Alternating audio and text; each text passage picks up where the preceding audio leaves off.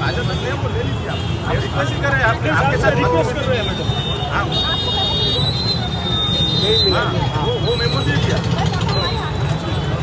वो तो मैंने आपको तभी भी रिक्वेस्ट किया था मैडम कि अगर आप आज तक ले लीजिए हाँ हम આજરોજ અમારા ડીસીપી પૂજા યાદવ સાહેબે અને અમે ટ્રાફિક દ્વારા કિસાનપરા ચોકમાં અને અહીંયા એ ટ્રાફિકની ડ્રાઈવ રાખી હતી. ખાસ કરીને કાળા કાચવાળા નંબર પ્લેટ વિનાની ગાડી હોય કે નંબર પ્લેટ ફેન્સી હોય એની ઉપર અમે ફોકસ કર્યું હતું.